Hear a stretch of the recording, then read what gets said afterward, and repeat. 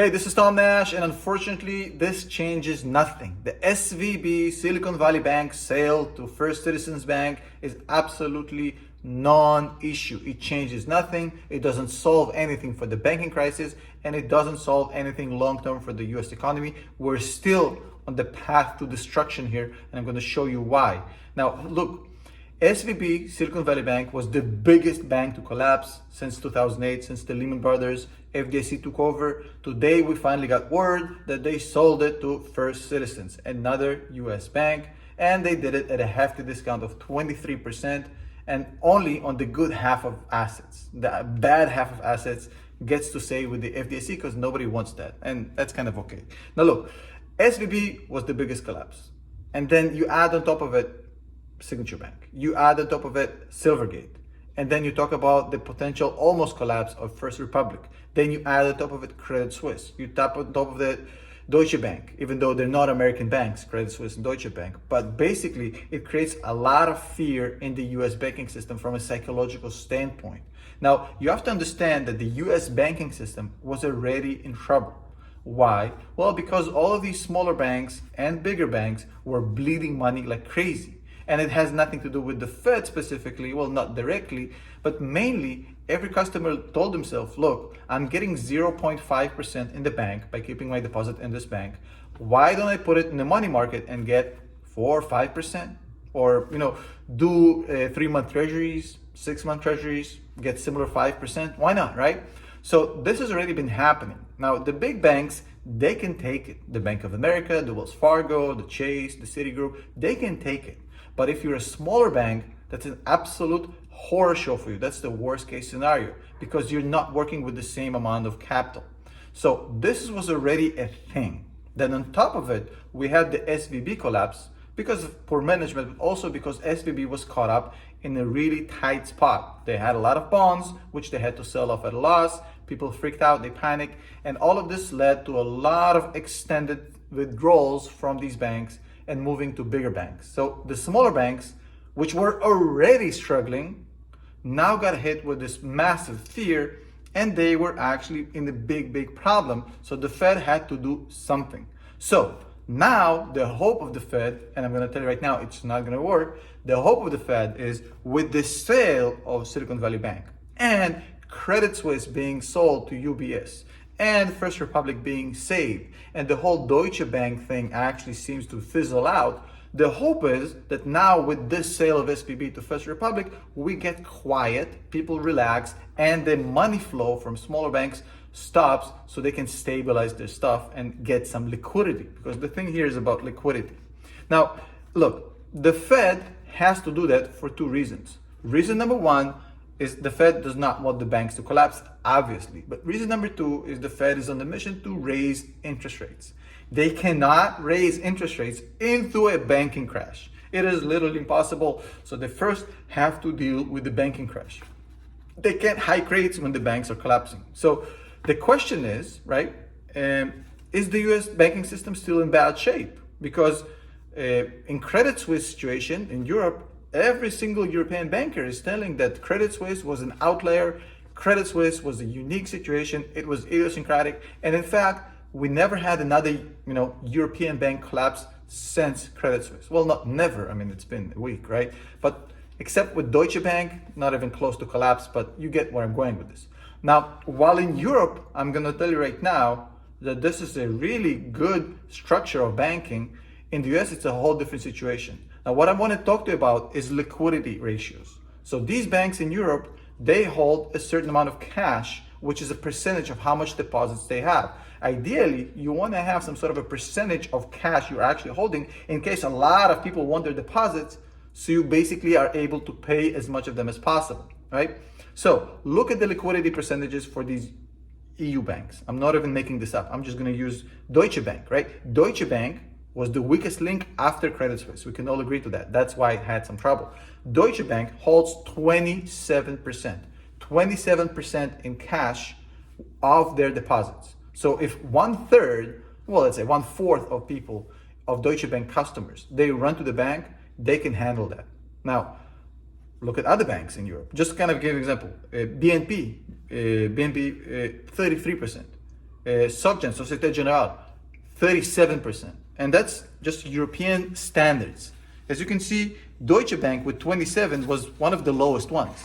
So what's the situation with US banks? Let's look at US banks, right? Let's compare the US banking situation to the European one. And I'm going to show you some numbers. So in the US, you have two groups of banks, the big banks and everybody else. So the big banks are kind of okay. Not as good as the European banks on liquidity, but kind of okay. Citigroup has 24% cash, Chase 23%, Wells Fargo 16%, Bank of America 11.5%, starts to be problematic, BNY 10.5%, and US Bank 10%.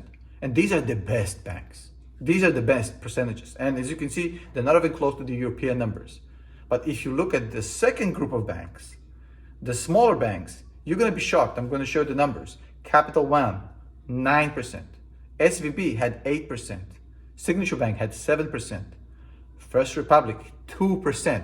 First Republic holds 2% in cash of their entire deposits, meaning that if more than 2% of people want their money right now in First Republic, this bank does not have the money to repay them. State Street, 1.7%. PNC, 1.5%. And what about First Citizens? The bank that just bought SVB, right? SVB had 8% of cash of their deposits. And the bank that bought them, First Citizens, they have 5.8%. First Citizens has a worse liquidity ratio than SVB. They have under 6% liquidity, which means that if more than 6% of the clients of First Citizens Bank want their money, they're out. They can't cover it. Now, you can't tell me that this was a stronger bank buying a weak bank. It's a really poor bank buying another really poor bank. The blind leading blind, literally. So let's talk about it a little bit. So all these banks in the US that are not the big banks, they don't have a safety margin. In fact, I'll argue that even some of the big banks are operating at 10%. It's a little bit problematic. But there's no safety margin. There's no safety net. And what happened with SVB when people realized that they're in trouble, they went for the bank and basically they started the bank run and the bank collapsed. Now, with other banks, is it possible in the US? Is SVB an outlier? No, I just showed you. A lot of these banks have 1%, 1.5%, 2%. Like Signature Bank had 7%. First Citizens have 5.8%. So no, the other banks are not safe. The other banks are not out of the woods, and the banking crisis is far from over. Now, the problem is that the Fed here is a little bit between kind of the rock and the hard place. And I'll explain. Look, I want to be clear on this. So you know how I always talk about how the Fed caused inflation, then the Fed mishandled inflation, made it worse, and now the Fed is supposed to solve this problem? Well, the Fed ruined the US banking system. The Fed literally caused what I just told you about. And I'm not even kidding, I'm going to show you some numbers and you're going to see it. So before March 2020, which is exactly when the pandemic bullshit started for the Fed, before March 2020, this was the liquidity requirements for US banks. I'm going to read you the actual numbers. Up to $16 million of deposits, you don't have to hold nothing. It's too small potatoes. Up to $122 million of deposits, only 3%. Again, small potatoes. Every other bank with 122 million and more deposits had to hold 10% of the deposits in cash. And that's a fair number. Not as good as in Europe, but a fair number. So on March 2020, the Fed comes in and they cancel this. They basically say, well, now it's 0%. Zero. I'm not making this up. This is not some sort of an embellishment. 0%. The Fed came in and said, no more liquidity requirements, reserve requirements. Go crazy. Now they did this to flood the market with money. They were printing money. Remember how we said like in March and April 2020, the Fed was dumping money on the system? This was one of the ways of the Fed to do it, to basically to say, hey, banks, empty out your reserves. We need money in the system, lend it out, go crazy. So obviously the banks did it, and you're seeing the results right now. You're seeing the results. I'm not even kidding, right? I read you the numbers. State Street 1.7%, PNC 1.5%, FRC 2%, First Citizens 5.8% liquidity. Insane. This is negligent. This is dangerous. I don't know even how to say how unprofessional that is.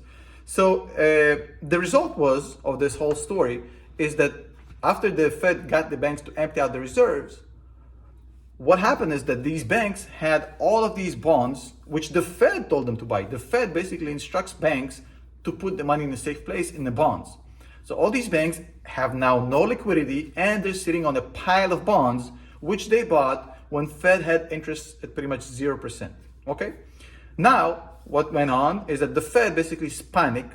They panicked because of inflation and they immediately spike interest from 0 to 5% in a single year, basically slamming all these smaller banks holding on to these bonds, because when you raise interest rates, the price of these bonds, they drop like insanely, right?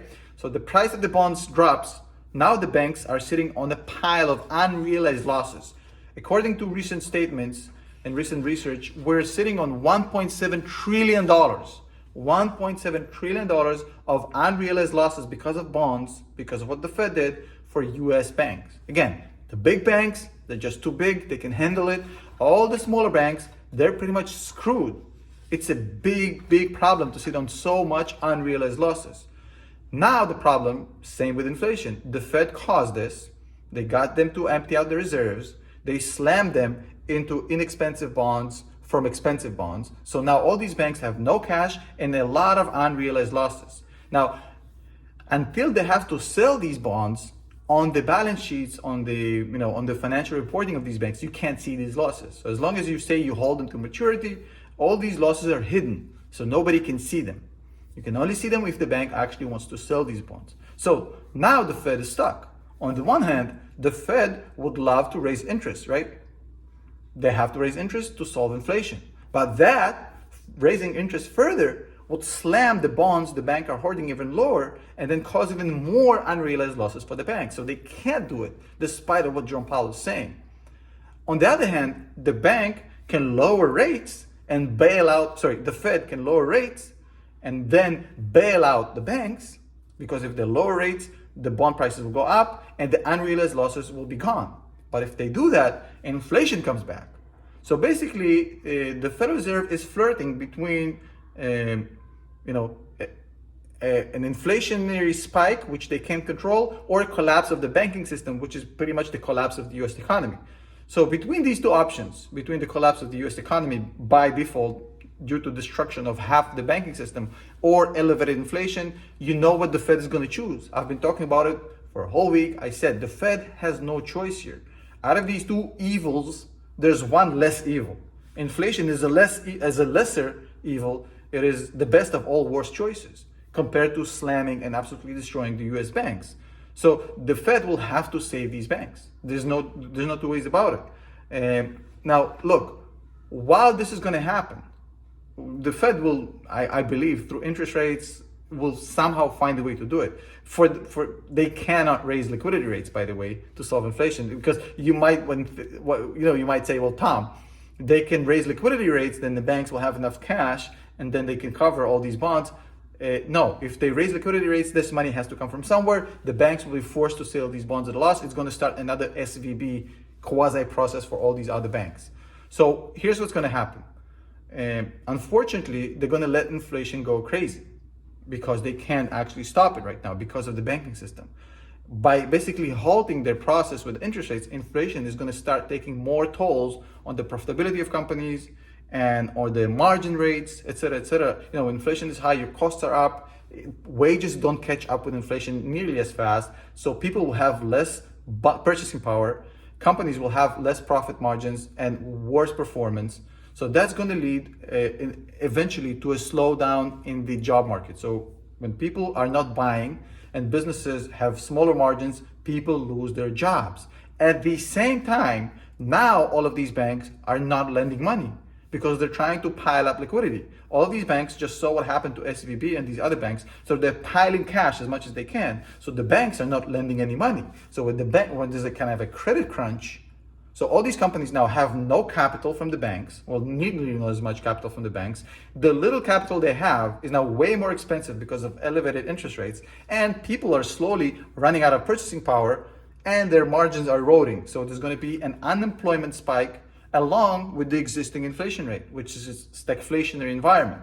Now, stagflation is high unemployment and also high inflation. Now, the good news, sort of the good news here, if you're looking for the silver line, that stagflation eventually cures itself, but it takes a long ass time. So when you have stagflation, which means high unemployment, high inflation, eventually, if you have high unemployment, people don't spend, and if people don't spend, prices drop, and eventually that kills inflation and you step out of it. But last time we had stagflation in the 70s, it took 5 years to get out of it. 5 years to get out of it, and a very severe recession to the US. So it's not from, I think, from 1975 all the way to 1981. So if it will fix itself, but it's going to be a very painful process. And unfortunately, the people who will pay the price for all these policy mistakes by the Fed are the middle class and the low class and the poor people. They're going to be the ones, left holding the bag for this. The rich people, they will suffer a little bit, but not nearly as much. And unfortunately, it is what it is. For the US economy, this means really bad times ahead. Now, there might be a small spike in the stock market after Jerome Powell actually finally admits they cannot raise any more rates, whether he does it in a month or in 6 months, whenever they actually feel comfortable to do it. You might see a little bit of a spike in the stock market. I don't know. I don't trade, so I don't care. But long term, looking at the next 2 years, it's going to be an absolute shit show. The best case scenario is going to be kind of a sideways market based on everything that happens right now. There's just not good solutions out here. Let me know if you agree with me. Let me know if you disagree with me. I would love to hear your opinion. Comment below. Sorry to have to bring you bad news, but I'm going to call it exactly like I see it. As always, don't click nothing, don't smash nothing, don't buy nothing. Love you all. Hugs and kisses.